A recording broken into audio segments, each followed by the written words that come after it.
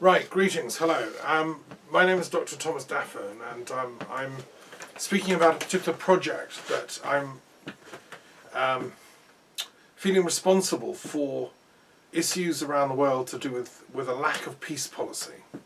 I've explained before in some of my talks and presentations, I've been studying peace and conflict resolution for many years. My PhD is in the history of that work, since 1945 to 2001 in fact, but I set up an institute dealing with this stuff at the University of London in 1991 and worked with colleagues and academics all over the world. I've worked with the International Peace Research Association, which is a think tank for peace thinking, and the Conflict Research Society, which looks at the same phenomena from the aspect of conflict, inspired by John Burton. And I've given talks all over the world and met some very intelligent academics and social scientists, and also I've worked with generals and military people, and I've followed obviously military history. Part of my degree was at King's College at the University of London. I read modern history, and I was a peripheral occasional attender at lectures there in the Centre for War Studies with Lawrence Freedman. And so my ancestors, my grandfather was in the British Army. He was in the Royal Household Cavalry, which is one of the elite cavalry corps that guard the king or the monarch of the day. And I have Norman ancestors going back to the 1200s and Norman conquest of Britain times. So as a boy I was always interested in military history, and I've, like most boys, you play war games and you love battles. I eventually grew out of that and graduated into an interest in peace and philosophy and spirituality and poetry, but I'm very mindful of the fact that the world is still very much obsessed with militarism and war fighting. It's like a lot of boys and girls, boys particularly, have not grown out of that. And we still have vast budgets going to military expenditure. I live here in the Castle of the Muses off Loch Goyle, where Trident submarine, representing vast amounts of research and investment money has gone into the British nuclear deterrent. And so military questions are of great concern to me. Now, in my 20s, I nursed Canadian soldiers who'd fought in the Canadian Army during World War I and World War II. I'm a Canadian dual British citizen. Greatly respected their stories and learned about what it was like to be in the battles of World War I and World War II. And I've worked with veterans since then. A friend of mine, Douglas Lyne, who was in the Battle of Monte Cassino, was a good friend of mine. And he tried to get veterans throughout Europe to commemorate the Battle of Monte Cassino. They set up a memorial chapel in the abbey there, which I visited a couple of years ago in Italy. So war's a horrendous thing, and the greatest generals know that the greatest wars are those that don't have to be fought, or that can be fought with the minimum of casualties. Nobody takes glory in slaughter and death. Not only do you have battle deaths nowadays, with the kind of wars that are fought now, you have innocent civilians being caught up, you have a blurring of the distinction between military and civilian forces, and now with the kinds of wars that are going on in Syria and Yemen and Libya, to some extent that happen in the Balkans, we have this, it's like a catastrophic meltdown of clarity about what actually is war and what is violence. And NATO is what I want to address, is how clever is NATO at resolving these conflicts? Do we still need it? What's it for? We spend vast amounts of money on NATO. As a Canadian dual British citizen, Canadians are quite proud of belonging to NATO. They think of it as a shield against catastrophe. It's kept the peace since 1949 when it was created. But what's it doing now? And how effective is it as an instrument of peace? Or has it become something else? Has it become a kind of a subtle kind of means of Western European ideology to aggrandize itself? I mean, I remember during the bombing of Belgrade, when under NATO auspices, Tony Blair authorised the bombing of Belgrade as if it was going to be Western civilization against those barbarous Serbs who were bashing the Kosovan Muslims. that kind of black and white simplistic thinking actually doesn't really bear the scrutiny of authentic research. As a historian, I specialised in Southeast European history at the University of London. I won a prize for Balkan history, and those kind of stereotypical goody and baddie kind of mentalities don't work. So I'm thinking NATO needs to be made a bit more sophisticated as an instrument of peacemaking, rather than a very blunt and not very intelligent instrument of war making. There are those voices in the left, in the Labour Party, in the SNP and other Green Party and other left-wing movements in Britain and Europe that say, well, just leave NATO, abolish it, take Britain out. We don't need it as a dinosaur. I'm thinking, let's try and reform it from within. The theory is quite good that a group of nations should come together and pledge mutual security. It's like Knights of the Round Table, that's what King Arthur and his knights were doing. It's a good thing. It should be helping and protecting the weak and so on, like true chivalry. But I'm not sure it's completely living up to that. And so I would say try and reform it for a bit, and then if we can't reform it, then maybe do a Brexit. But I'd say give it a long time to reform, because it's been a useful tool at keeping the peace. But there's one particular area where it's completely failing at the moment, and that's specifically why I'm addressing this now in a public forum. What we have in NATO at the moment is a catastrophe situation building up on its Southeast European flanks.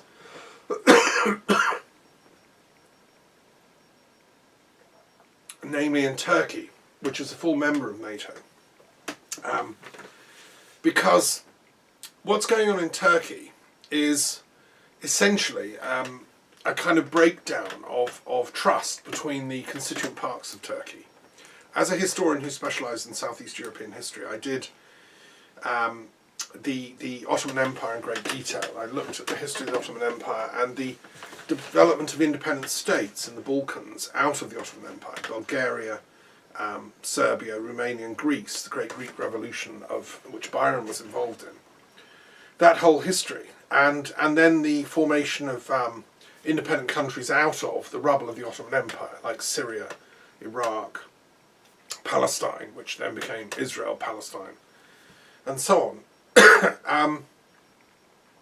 What I'm concerned about is that we have effectively an incipient civil war, or a conflict between the Kurds and the Turks within the Turkish nation, which has been raging for the last couple of decades. The Kurdish people were not given a nation state at the end of World War I. They were promised one, but then it never happened, it never materialised. And so the Kurds are split between Iraq, Iran, Turkey, Syria, and several other states. And then there's an awful lot of them in a diaspora around the world. I was asked to address a peace march in London a couple of weekends ago in support of the Kurdish people, because they are being attacked pretty mercilessly by the Turkish people, by the Turkish military regime. There's been assassinations, there's been bombs. Even when Kurdish intellectuals and journalists have spoken up for peace and said we need to renew the truce that existed between the Kurdish PKK, which is their main political party, and independence or armed wing, like the IDRA used to be for the nationalist community of Northern Ireland. What we've got to do is somehow move that conflict back into a peaceful dialogue. Because at the moment what we have is a NATO state, Turkey, which is suffering internal conflict. Now this overspills onto the borders of Syria. And it, as we know, all people that are watching the situation with an intelligent eye, realise that we have the potential for great destabilisation with confrontation between Turkey and Russia. Russia having come in on the side of Syria, the Syrian regime, Assad, in quite a major way. And Turkey as a NATO state is shooting down their jets and generally rattling swords. Now, it seems to be the case that the Turkish government of Erdogan has been supporting Not just moderate rebels against Assad, but sometimes extremist rebels. There's evidence of convoys of lorries taking equipment to ISIL-related troop, al-Nusra Front troops and so on. And that Erdogan and the Turkish ruling military regime, the military-industrial complex that ruled Turkey under Erdogan, are pretty anti-Assad, pretty pro, doing all they can to defeat him militarily, and if that means supporting extremist Muslim fighters, they will do it. Now, this is a complete ridiculous situation for NATO to find itself in, because NATO, Britain, America, Canada, all the NATO nations, are actually trying to support the Kurds fighting the extremist Muslim fighters, ISIS and so on. So we have a kind of schizophrenia going on in Turkey. Now, I think we need a mechanism in Turkey for, you see, what would happen if that blew up into a full-scale civil war in Turkey? If the Kurdish PKK and their armed resistance units really start fighting back against the Turks. There was obviously a car bomb in Ankara very recently, and the media, the Turkish media, allege it was PKK Kurdish done. There's other evidence. It was an internal, false flag thing to be able to blame it on the Kurds. I don't know. I suspend judgment. And the trouble is, the first sacrifice of civil wars is always truth. You never know who is really to blame. From a NATO perspective, it's important that we get peace back into Turkey. If Turkey wants to be a serious ally of NATO and a full-fledged member of the democratic body of nations that comprise NATO, and that only use the sword as a last resort in self-defence, which is the founding ideal of NATO, it was created as a defensive shield against Stalinism and the horrors of the Gulag and militant military communism, which had run amok and was causing mayhem in Eastern Europe and internally in the Soviet Union, as we know from the revelations of Solzhenitsyn and the survivors of the Gulag and so on. And it was a way of preventing that madness coming to Western Europe and elsewhere. Now, if Turkey wants to be a member of NATO and to earn her place and right to be there, then she has to abide by the democratic ideals and principles on which NATO was founded, and has to stop persecuting the Kurds. It's as simple as that. There has to be peace dialogue between the Kurdish intelligentsia and political leadership and religious leadership and the Turkish nationalist leadership. Most Turks, and I've travelled there 3 times, I love Turkey. I have immense respect for Turkish civilization culture. Like Toynbee, I'm a lover both of Greek Hellenism and also Ottoman Turkish culture at its best.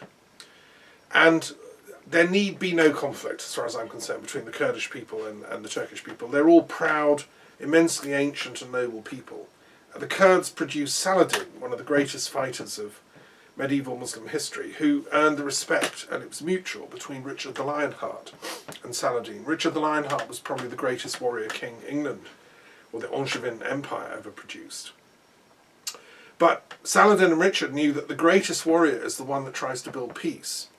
Most people don't realise, but Saladin and Richard came up with a plan to internationalise Jerusalem and make it a peace city, open to Muslims, Christians and Jews on equal levels. Their plan is still valid. That's still, I think, probably the solution for Jerusalem. So what can NATO do to help? Here we are. Here's the British and the Canadians looking at Turkey and thinking, this is ridiculous, this is tragic. I think if NATO could create, now I've thought of a name for this. I call it the Intranational Dispute Resolution Agency, IDRA.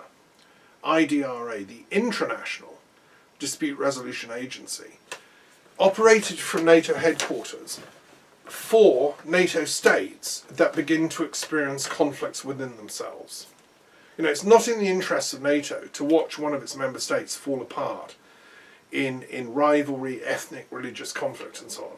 We've seen this too much in the modern world. We're seeing it all over the place. If NATO can't help its member states solve conflicts, then what on earth is it for? You know. So I would like to see NATO headquarters create this thing. I call it IDRA, IDRA, which sounds like Hydra, because conflict is like a hydra-headed monster that is always, you know, new heads arise, sadly. It's interesting, the very founding thinkers who created the NATO document, one of them was called Achilles, who was one of the greatest warriors, who helped with the victory over Troy, which was in Turkey. I was in Troy a couple of years ago, and I thought, wouldn't it be lovely to have a peace conference at Troy? And every European and every Asian nation could send a representative, and we could have like a big festival of peace, bringing their songs and their costumes and their sacred texts. I'd like to see that happen in Troy. It won't happen as long as Turkey is so destabilised, and until we've cracked the Syrian civil war and helped. You know, NATO should be helping and not, you know, making it worse. So, really, this is a suggestion. I've written to the NATO Secretary General, Jens Stoltenberg, who's Norwegian. I'm wearing a sweater from Norway. I'm a great lover of Norwegian culture. I've been to Oslo. I've spoken at peace research conferences in Norway many times. And again, Norway is a full member of NATO, and Jens Stoltenberg is the current Secretary General. I think, Jens, let's work together. Get your peace research colleagues, get your military analysts working on this. You will see that this idea of an IDRA is absolutely in conformity to NATO's founding principles, which, if you read the treaty under which NATO was created in 1949, it is to guarantee peace and stability in the world. And that includes its own members. So we should be helping Turkey, as a member of NATO, to resolve this conflict between the Kurdish and the Turkish nationalists, and helping them to find some democratic and constitutional way of enabling the voice of the Kurds to be heard and to feel part of the state. Probably some sort of federal or autonomous kind of thing is what's needed, just like Canada has with Quebec and French-speaking Canadians. They don't feel any less Canadian because they speak French. I was myself born in Montreal. You know, multiculturalism is the way to go here. But anyway, so I think IDRA, the founding of this Intranational Dispute Resolution Agency for NATO member states, I think is with all due respect, as an academic and philosopher, I'm suggesting this might be a good idea. And then it would be really beneficial for neighbouring states, because the conflicts wouldn't overspill, as is happening with Turkey. Okay, thank you so much for listening.